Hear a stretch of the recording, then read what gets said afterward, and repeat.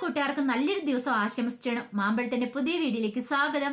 ആദ്യമായിട്ട് കാണുന്നവരാണെങ്കിൽ ചാനൽ ഇഷ്ടപ്പെട്ട് ഒന്ന് സബ്സ്ക്രൈബ് ചെയ്യാൻ മറക്കരുത്. അതോടൊപ്പം തന്നെ കണ്ടുകൊണ്ടിരിക്കുന്ന എല്ലാവരുടെ സപ്പോർട്ടിലേക്കും തുടർന്നും പ്രതീക്ഷിച്ചുകൊണ്ട് നമുക്ക് നേരെ കിരണിന്റെ കല്യാണിന്റെ അടുത്ത ആഴ്ച അടിപൊളി പ്രൊമോ വിശേഷത്തിലേക്ക് അങ്ങോട്ട് പോയാലോ. അടുത്ത ആഴ്ചയിലെ പ്രൊമോ വിശേഷത്തിൽ കാണിച്ചിരിക്കുന്ന കല്യാണി വിക്രത്തിനെ പൂട്ടുവാണ്. അത് ചെറിയ പൂട്ടൊന്നുമല്ല, മണിച്ചിത്രത്താഴിട്ട് പൂട്ടുക എന്ന് പറഞ്ഞാൽ അതുപോലത്തെ ഒരു ഒന്നൊന്നര പൂട്ടായിപ്പോയി. ഇനിയിപ്പോ കല്യാണി ക്ഷമിക്കില്ല. കല്യാണി ഇനി സംഹാര താണ്ഡവം ആടാൻ പോവാണ്. അതിന്റെ വിശേഷങ്ങളാണ് നമ്മൾ ഇനി വരും ദിവസങ്ങൾ കാണാൻ പോകുന്നത്. കഴിഞ്ഞ ദിവസം നമ്മൾ കണ്ടു രാഹുലിനിട്ട് അങ്ങനെ 8ന്റെ പണി കിട്ടുവാണ്. കിരണും കല്യാണിയൊക്കെ ചേർന്നിട്ടാണ് രാഹുലിനിട്ട് ഒരു പണി കൊടുക്കുന്നത് തന്നെ. അങ്ങനെ രാഹുലും മെന്റൽ ഹോസ്പിറ്റലായി. രാഹുലിന്റെ കാര്യം ഒരുമാതിരി ഒന്ന് ഒതുങ്ങിയിരിക്കുന്ന സമയത്താണ് വിക്രം ആ വലിയ ക്രൂരത തന്നെ ചെയ്തത്. ഒരിക്കലും ചെയ്യാൻ പാടില്ലാത്ത കാര്യം സോണിയോടും ആൽബിയോടും അത്രയും വലിയ ക്രൂരതയാണ് വിക്രം ചെയ്തത്. അങ്ങനെ ആൽബിനെ അടിച്ച് അവശതയാക്കിയിട്ട് സ്വർണമായിട്ട് കടന്നു കളയുക. ഈ കാര്യം അറിഞ്ഞു കഴിഞ്ഞപ്പോഴത്തേനും കിരണും കല്യാണി നേരെ ഹോസ്പിറ്റലിലേക്ക് പോവാണ്. ഹോസ്പിറ്റലിൽ ചെന്നപ്പോൾ ICUലായിരുന്നു ആൽബി. കാരണം ബ്ലഡൊക്കെ ഒത്തിരി വാർന്നു പോയിട്ടുണ്ട്. അപ്പൊ ഇവരെ കണ്ടു കഴിഞ്ഞാൽ സോണി ഓടി വരുവാണ്. ഓടി വന്ന് കെട്ടിപ്പിടിക്കുക. കല്യാണി ചോദിച്ചാൽ എങ്ങനെയുണ്ട് മോളെ, എന്തേലും ഡോക്ടർ എന്തേലും പറഞ്ഞോന്ന് ചോദിക്കും. കുഴപ്പമില്ല, ഇതുവരെയായിട്ടും ഡോക്ടർ കാര്യമായിട്ടൊന്നും പറഞ്ഞിട്ടില്ല. കുറച്ച് ബ്ലഡ് വാർന്നു പോയിട്ടുണ്ട്, അതിൻ്റെതായ പ്രശ്നങ്ങളൊക്കെ ഉണ്ട്. പിന്നീട് കിരൺ പോയി ഡോക്ടറെ കയറി കാണുവാണ്. ഡോക്ടറോട് കാര്യങ്ങളൊക്കെ ചോദിച്ചപ്പോൾ ഡോക്ടർ പറഞ്ഞ് പേടിക്കാനൊന്നുമില്ല, കൃത്യസമയത്ത് തന്നെ കൊണ്ടുവന്നോണ്ട് കുഴപ്പമില്ല. ഇനിയിപ്പോൾ അപകടനില തരണം ചെയ്തു കഴിഞ്ഞു, കുറച്ച് കഴിയുമ്പോഴത്തേനും വാർഡിലേക്ക് മാറ്റാന്നൊക്കെ പറയാം. എല്ലാം കേട്ടുകഴിഞ്ഞപ്പോൾ കിരണിനൊരു ആശ്വാസമായത്.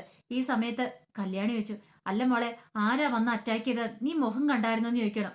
മുഖം കണ്ടില്ല കല്യാണി, പക്ഷെ മുഖം മറച്ചു വെച്ചിട്ടുണ്ടായിരുന്നു. പക്ഷെ ആ കണ്ണുകൾ കണ്ടപ്പോൾ എനിക്ക് മനസ്സിലായി അത് ശരിക്കും വേറെ ആരുമല്ല, രാഹുൽ എന്ന് പറയുന്ന എൻ്റെ അങ്കിളല്ല. അല്ലെങ്കിൽ രാഹുൽ അങ്കിൾ ഈ സമയത്ത് ഇവിടെ വരാൻ വഴിയില്ല. പക്ഷെ എനിക്ക് നല്ല പരിചയമുള്ള പോലെ തോന്നിയത്. ഒരു പക്ഷെ അത് വിക്രമാണോ എന്ന് സംശയം ഉണ്ടെന്ന് പറയാം. ഇത് കേട്ടതും കല്യാണിന്റെ ഉള്ളിലേക്ക് ആ ചിന്തകൾ കടന്നു പോവാ. ഇതുപോലെ തന്നെയായിരുന്നു ശരണ്യയോട് അവൻ ക്രൂരത ചെയ്ത്. ശരണ്യയുടെ ഭർത്താവിനെ അടിച്ച് അവശതയാക്കിയിട്ടിട്ട് സ്വർണം കൊണ്ട് കടന്നു കളഞ്ഞവനാ. അങ്ങനെയാ ശരണ്യയുടെ ഭർത്താവ് കോമ സ്റ്റേജിലേക്ക് പോയത്. അപ്പൊ ആ ക്രൂരത തന്നെയായിരിക്കും അവൻ ഇവിടെയും ചെയ്തിരിക്കുന്നത്. അങ്ങനെയാണെങ്കിൽ ഇനി അവനെ വെറുതെ വിടാൻ പാടില്ല. ഒരു നിമിഷം പോലും അവൻ ഇനി ഇവിടെ ജീവിച്ചിരിക്കാൻ തന്നെ അവന് അർഹതയില്ലാത്ത. പക്ഷെ അങ്ങനെ അവനെ ഒറ്റയടിക്ക് തീർത്തിട്ട് കാര്യമില്ല. അവനുള്ള ശിക്ഷ കൊടുക്കണം. സ്വന്തം ചോരയാന്ന് പറഞ്ഞിട്ട് കാര്യമില്ല. പിന്നീട് സോണിയോട് പറഞ്ഞു, മോൾ ധൈര്യമായിട്ടിരിക്കുക, ആൽബിക്ക് ഒന്നും സംഭവിക്കില്ല, ഞങ്ങളൊന്ന് അന്വേഷിച്ചോട്ടെ, പോലീസ് കംപ്ലൈന്റ് കൊടുക്കാന്ന് പറയണം. സോണിയോട് ശരിയാ, കംപ്ലൈന്റ് കൊടുക്കാൻ വരാം. അങ്ങനെ സോണിനെയും കൂട്ടിക്കൊണ്ട് കല്യാണിയും കിരണും പോയി കംപ്ലൈന്റ് ഒക്കെ കൊടുക്കുന്നുണ്ട്. അപ്പൊ പോലീസുകാർ ചോദിച്ചതിനൊക്കെ കൃത്യമായിട്ടുള്ള മറുപടികളൊക്കെ പറഞ്ഞ് പിന്നീട് SI പറഞ്ഞു, നിങ്ങൾ ധൈര്യമായിട്ട് പൊക്കോ, ഞങ്ങൾ അന്വേഷിച്ച് കണ്ടെത്തിക്കോളാന്നൊക്കെ പറഞ്ഞിട്ടുണ്ട്. അപ്പൊ വിക്രത്തിന് സംശയമുള്ള കാര്യവും പറഞ്ഞിട്ടുണ്ടായിരുന്നു കല്യാണി. ഇതിനു മുമ്പ് ഇങ്ങനൊരു സംഭവം നടത്തിയിട്ടുള്ളതുകൊണ്ട് കല്യാണി അങ്ങനെ തറപ്പിച്ചു പറഞ്ഞത്. കല്യാണി ഈ കാര്യം വിളിച്ചിട്ട് ശരണ്യയോട് പറഞ്ഞു, ഇങ്ങനെയൊക്കെ സംഭവങ്ങളൊക്കെ നടന്നിട്ട്. ഇത് കേട്ട് കഴിഞ്ഞപ്പോൾ തന്നെ ശരണ്യ പറഞ്ഞു, അന്നേ കല്യാണി, ഇത് വേറെ ആരുമായിരിക്കില്ല, വിക്രം അവൻ തന്നെയായിരിക്കും ഇതിന്റെ പിന്നില്, അവൻ പ്രതികാരം ചെയ്തായിരിക്കും എന്ന് പറയാ. അങ്ങനെയാണെങ്കിൽ അവനെ വെറുതെ വിടലെന്ന് പറയാ.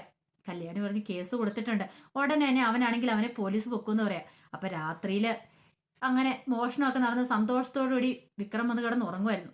ഈ സമയത്ത് പ്രകാശൻ അങ്ങോട്ട് വരുന്നേ. പ്രകാശം വന്നിട്ട് ചോദിച്ചു, നീ എന്തോ ഉറക്കോടെ ഉറങ്ങുന്നേ, രാത്രി നീ എപ്പോഴാ വന്നേ, ഞാൻ അറിഞ്ഞു പോലും ഇല്ലോ എന്ന് പറയണം. പെട്ടെന്ന് അച്ഛാ, ഞാൻ അച്ഛൻ താമസിച്ചാ വന്നേ, ഫ്രണ്ട്സിനോടൊപ്പം ആയിരിക്കും എന്ന് പറഞ്ഞു. ഓ, കുറെ സമയമൊക്കെ ഞാൻ നോക്കിയിരുന്നു, പിന്നെ നിന്നെ കാണാതെ കഴിഞ്ഞപ്പോൾ ഞാൻ അങ്ങോട്ട് കിടന്ന് ഉറങ്ങിയെന്ന് പറയാണ്. ഈ സമയത്ത് ശരണി അങ്ങോട്ട് വരുന്നേ. ശരണി വന്നിട്ട് പറഞ്ഞു, അല്ല നിങ്ങൾ കാര്യങ്ങളൊക്കെ അറിഞ്ഞോന്ന് ചോദിക്കും. അല്ല എന്ത് കാര്യങ്ങള്? ആ സോണിയുടെ ഭർത്താവ് ആൽബിയെ ഹോസ്പിറ്റലാന്ന്. പ്രകാശൻ ഹോസ്പിറ്റലോ?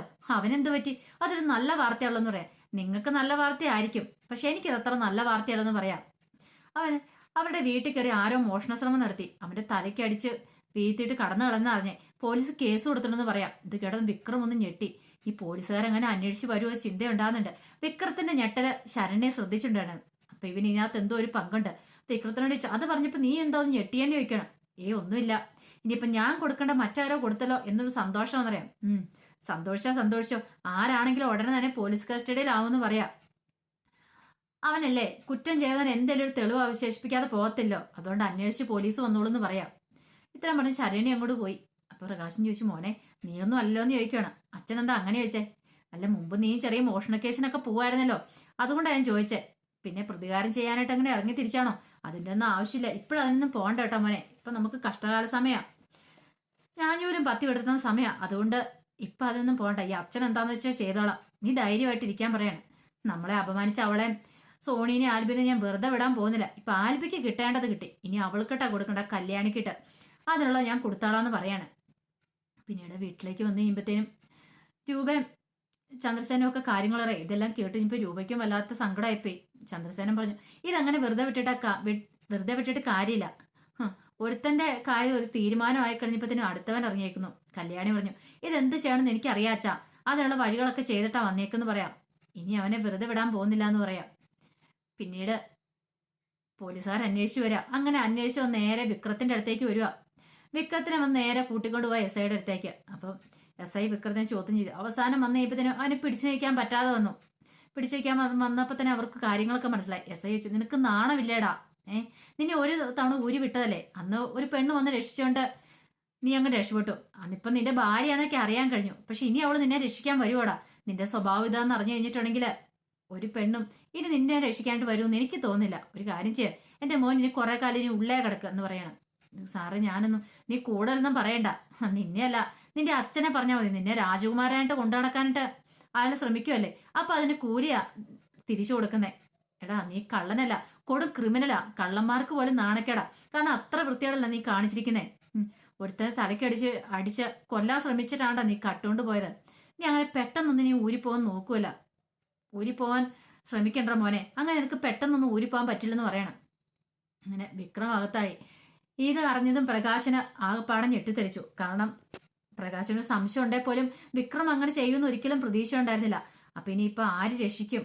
ഈ സമയത്ത് ഒരു അഡ്വക്കേറ്റിനെ ഏർപ്പാടാക്കാന്ന് പറഞ്ഞാൽ അത് ഇച്ചിരി റിസ്ക് ഉള്ള കാര്യമാണ്. ഇതിനു മുമ്പാണെങ്കിൽ സഹായിക്കാനായിട്ട് ശരണ്യ ഉണ്ടായിരുന്നു. പക്ഷെ ഇത്തവണ ശരണ്യയോട് പറയാൻ പറ്റില്ല ഇതിനെക്കുറിച്ച്. നാണക്കേടാണ്. അവള് സഹായിക്കത്തില്ലെന്ന് നന്നായിട്ടറിയാം. പിന്നീട് പ്രകാശൻ വിക്രത്തിനെ കാണാൻ വരുന്നുണ്ട്. വിക്രത്തിനെ കിട്ടും, നീ എന്തിനാടാ ഇങ്ങനെ ഒരു ചതി ചെയ്തേ? നിന്നോട് ഞാൻ പറഞ്ഞല്ലായിരുന്നോ ഇമാതിരി പരിപാടിക്കൊന്നും പോണ്ട, എന്താ വേണ്ടത് ഞാൻ ചെയ്തോളാന്നൊക്കെ. നീ വീണ്ടും എന്റെ മാനം കളഞ്ഞു കുളിച്ചല്ലോടാ.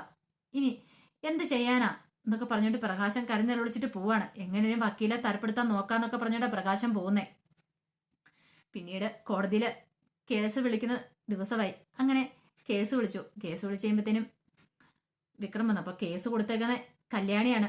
ഇവന്റെ പേരിൽ കേസ് കൊടുത്തിട്ടുണ്ട്. അപ്പൊ ഇതിന് മുമ്പത്തെ കുറെ കേസുകൾ എല്ലാം കൂടെ വെച്ചിട്ട് കൊടുത്തിരിക്കുന്നത്. അങ്ങനെ വെറുതെ വിട്ടാൽ പോരല്ലേ, ഇവന് അകത്ത് കുറെ കാലം കിടക്കണം. അത്ര പെട്ടെന്നൊന്നും ഊരിപ്പോരില്ല. അതിനു വേണ്ടിയിട്ടാണ് വിക്രത്തിനെ പിടിച്ച് കോടതി അതിനുള്ളിലേക്ക് കയറ്റി വിട്ടു. കൂടിനകത്ത് വിക്രം നിൽക്കുകയാണ്.